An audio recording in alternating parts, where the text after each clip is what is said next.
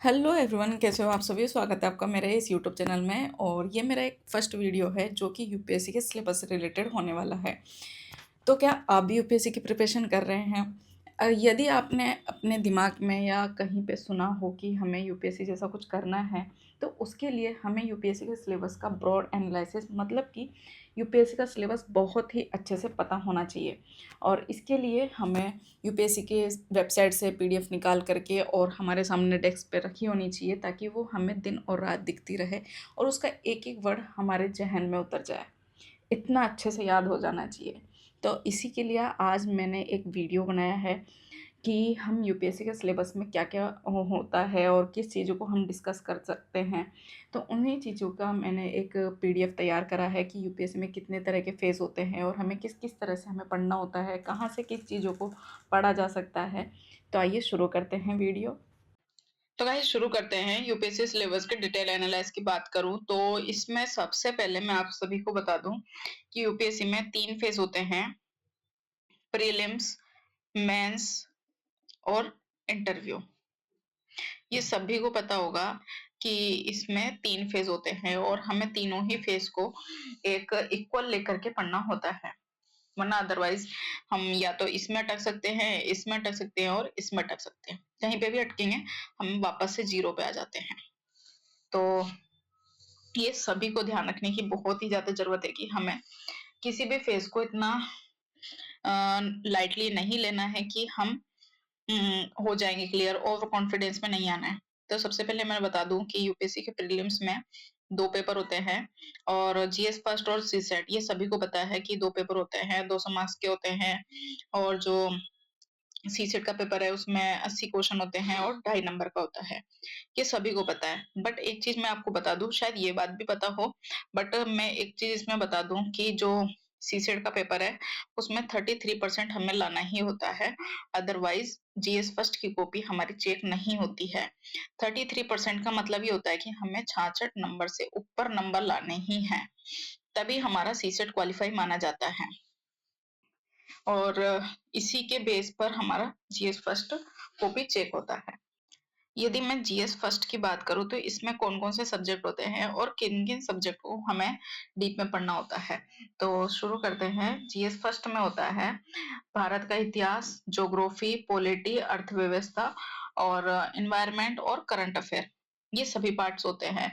ये सभी जो पार्ट्स है ये मेजर सब्जेक्ट माने जाते हैं पूरी यूपीएससी जर्नी में, क्योंकि इन सभी जो सब्जेक्ट, इनका रोल बहुत ज्यादा है। ये हमें प्रीलिम्स में भी पढ़ने हैं और मेंस में भी पढ़ने हैं। तो ये जो सब्जेक्ट है इस पे कमांड बहुत अच्छी हो जानी चाहिए हमारे प्रीलिम्स के टाइम पे ही।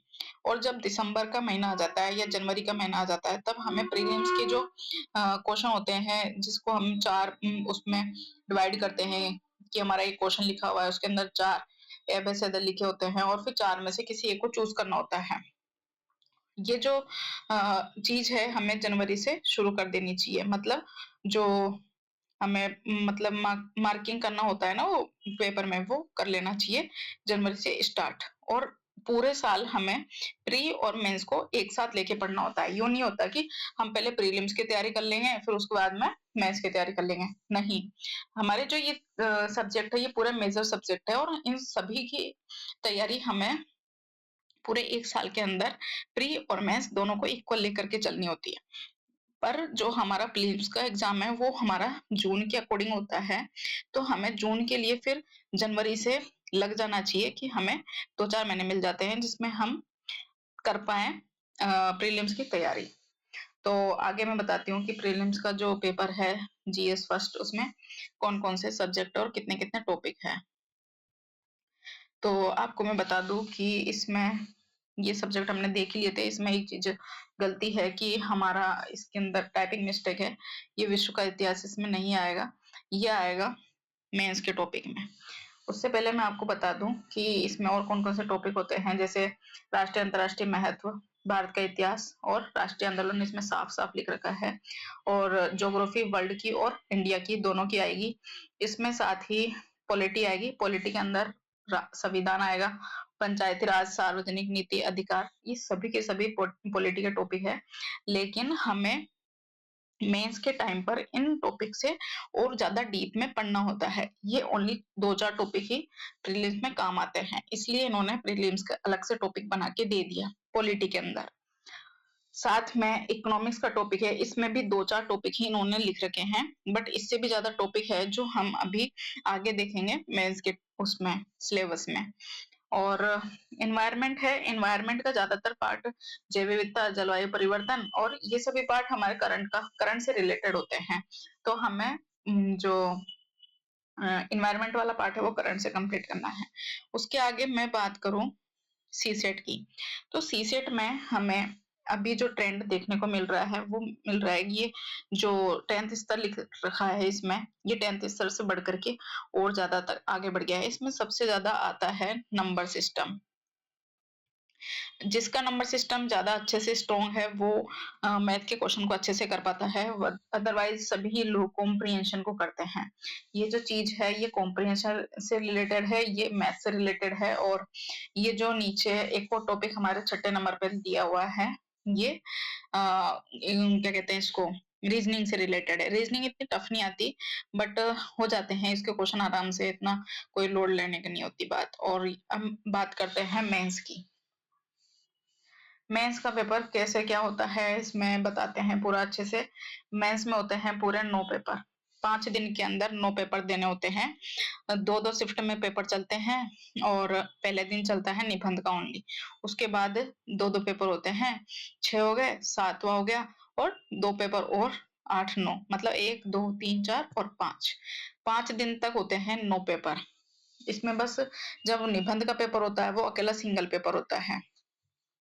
और जब मैं बात करूं कि इसमें एक पेपर ऐसा होता है, 2 पेपर ऐसे होते हैं जो क्वालिफाइंग होते हैं, हिंदी, मतलब हिंदी क्या, इंग्लिश, और एक कोई सी भी भाषा आप चूज कर सकते हो आपके अकॉर्डिंग, जो भी 8वीं अनुसूची में शामिल की गई है उन सभी भाषाओं में से।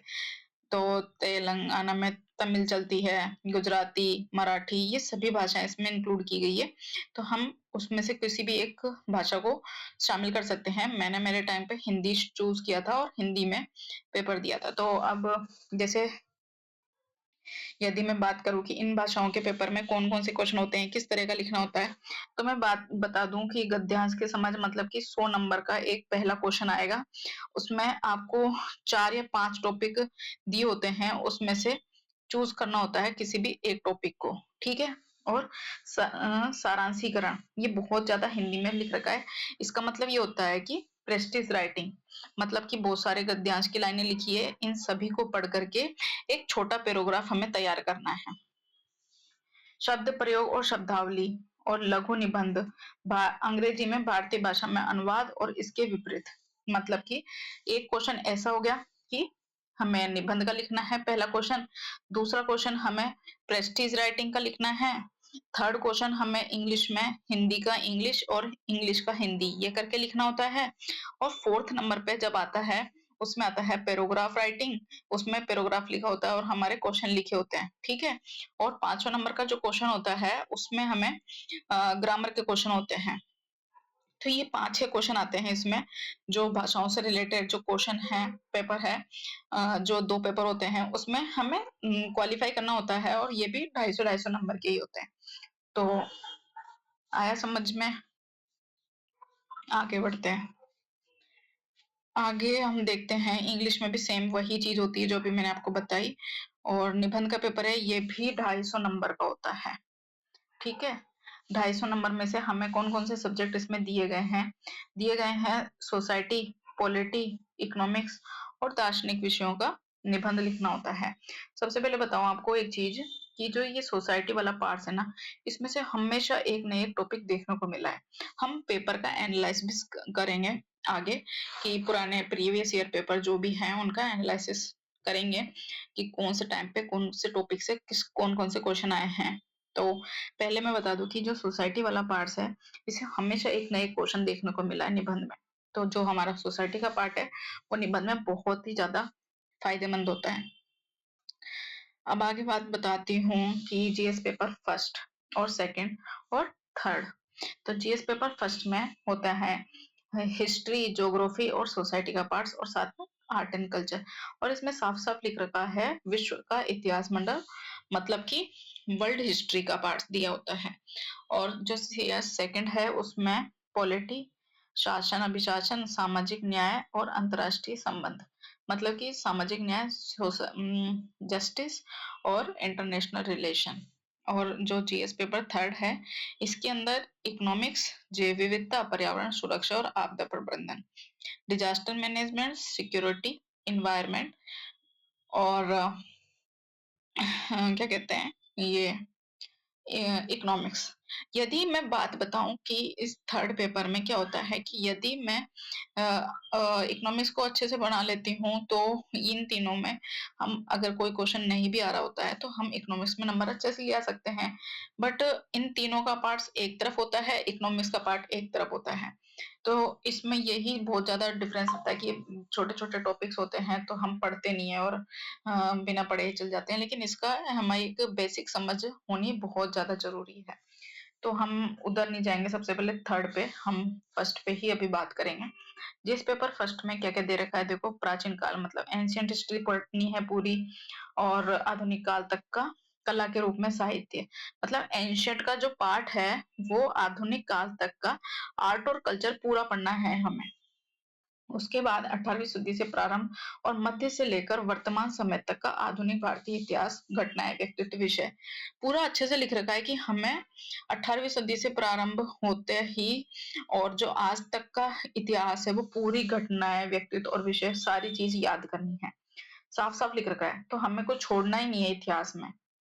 और स्वतंत्रता संग्राम पढ़ना है, देश की आजादी वगैरह सब इसमें कवर करना है। और विश्व का इतिहास, इसमें भी पूरी औद्योगिक क्रांति, विश्व युद्ध, राष्ट्रीय आंदोलन, पूरे सामाजिकवाद, पूंजीवाद, समाजवाद पूरा अच्छे से कवर करना है। और बात बताऊं कि जो धर्मनिरपेक्षता, ये सब सोसाइटी का पार्ट्स है। महिला स्थिति में सुधार, महिला आंदोलन, जनसंख्या, योजनाएं, कार्यक्रम क्या क्या महिलाओं के लिए चलाए गए हैं, ये सभी चीजें इसमें अच्छे से दी गई हैं।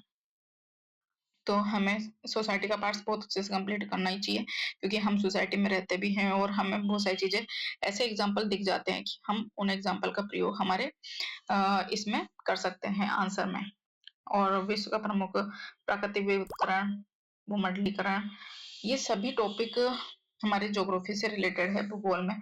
हमें जैसे प्रीलिम्स में हमने जो भी पढ़ा था उसमें डिटेल में आकर के अब हमें मेंस के पेपर की तैयारी करनी होती है।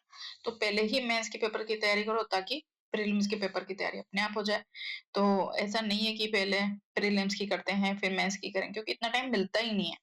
2 ढाई महीने मिलते हैं प्रीलिम्स के बाद में हमें मेंस तक एग्जाम देने के लिए, और इतना सिलेबस नहीं पढ़ा जा सकता। तो अब मैं बात करूं जीएस पेपर 2 की, इसके अंदर पूरा ही देखो प्रीलिम्स में इतना टॉपिक नहीं था, लेकिन पॉलिटी का जो प्रीलिम्स का था सिलेबस उसमें इतने टॉपिक नहीं है, बट इसमें आ चुका है मेंस में। संसद वाला टॉपिक आ गया और संघ और राज्यों का संबंध आ गया, इनके बीच शक्तियों का पृथक्करण आ गया, कार्यपालिका न्यायपालिका आ गई, और ये सभी के अर्धन्यायिक निकाय है, निकाय, ये सारी की सारी चीजें इसमें दे रखी है। केंद्र और राज्य संबंध द्वारा जनसंख्या के अति संवेदनशील वर्गों के लिए कल्याणकारी योजना तैयार करना, केंद्र राज्य संबंध कौन कौन से हैं, स्वास्थ्य, शिक्षा और मानव संसाधनों से संबंधित सामाजिक क्षेत्र, सेवाओं के विकास और प्रबंधन से संबंधित विषय, गरीबी उन्मूलन, ये सभी की सभी जो चीजें हैं वो पॉलिटी से रिलेटेड है। इसमें एक छोटा सा पार्ट इसमें हमें देखने को मिलता है, वो मिलता है गवर्नेंस का। ये हमारे टॉपिक सबसे ज्यादा इम्पोर्टेंट है, इसमें से एक क्वेश्चन हमेशा आता है, क्योंकि गवर्नेंस एक जो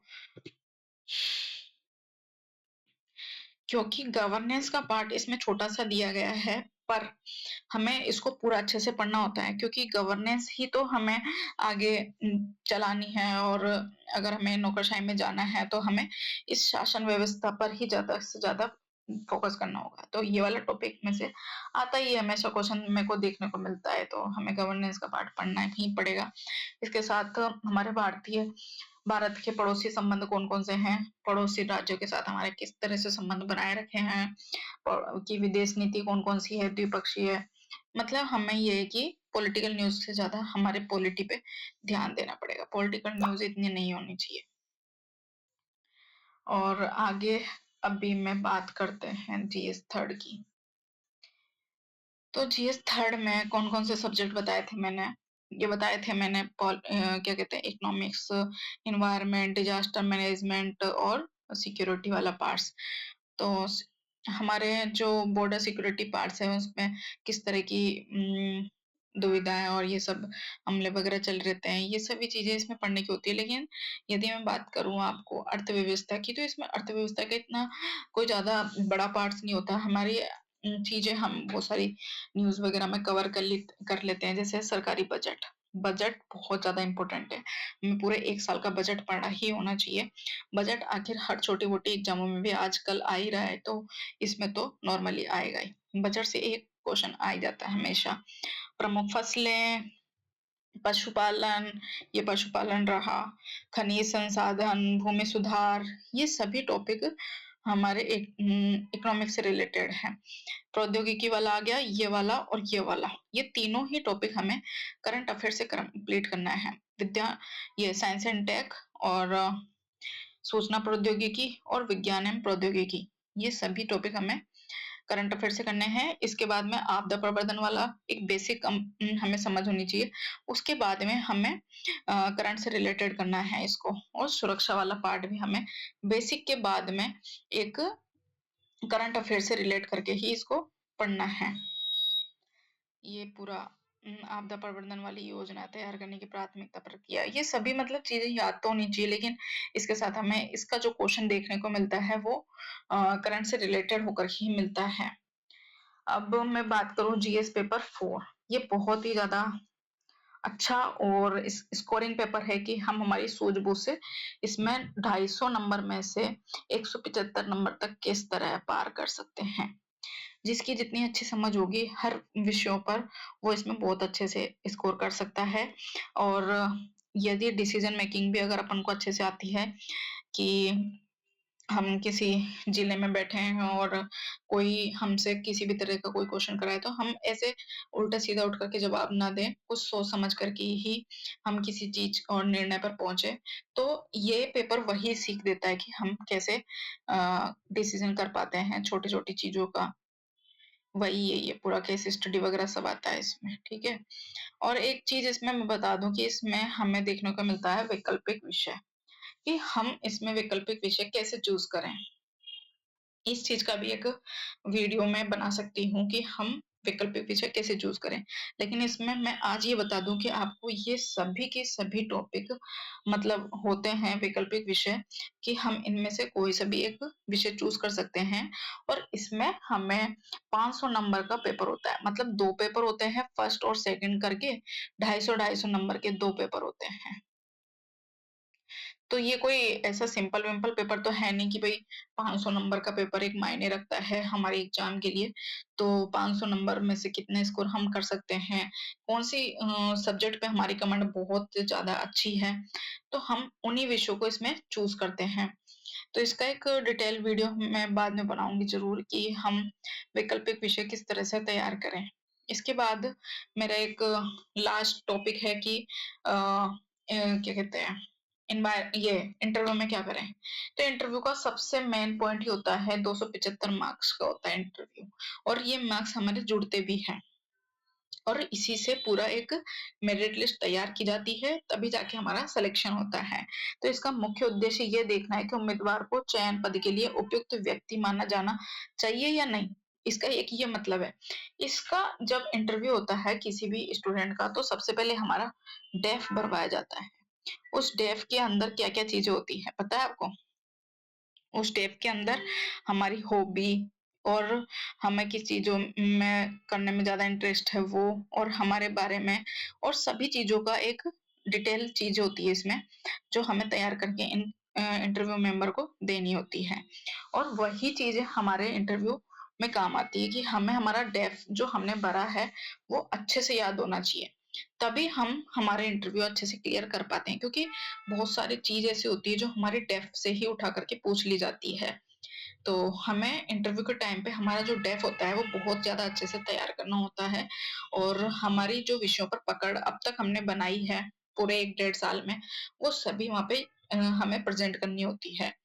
तो ये रहा आज का वीडियो जो कि यूपीएससी सिलेबस से रिलेटेड था और हमने बहुत ज़्यादा चीज़ें इसमें देखी है और सीखी भी है कि हमने प्रीलिम्स, मेंस और इंटरव्यू किस तरह से क्लियर करें, किस तरह हमें पढ़ना है, सब्जेक्ट कहाँ से कौन-सी चीज़ों को कवर करने हैं, ये आपको नेक्स्ट वीडियो में बताती हूँ और ये जो पीडीएफ है आप मेरे टेलीग्राम चैनल से डाउनलोड भी कर सकते हैं। इसका लिंक आपको डिस्क्रिप्शन में मिल जाएगा। वहाँ से आप इसका पीडीएफ डाउनलोड कर सकते हैं और ये पीडीएफ ही नहीं, ओनली हमें ये चीज़ें याद करने की है, बहुत अच्छे से याद होने चाहिए। ये टॉपिक्स वगैरह जो भी मैंने आपको आज बताए हैं, ये सभी टॉपिक्स हमें याद करने ही हैं। जबकि प्रीलिम्स के जो टॉपिक है ना, वो तो बहुत ज़्यादा अच्छे से याद कर लेने हैं, ये सारे के सारे मेजर जो सब्जेक्ट मैंने आपको बताए।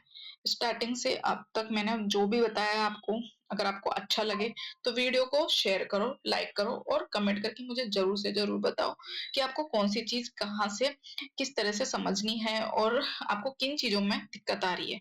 Thank you so much and like, share and comment ज़रूर से ज़रूर कीजिएगा। Thank you.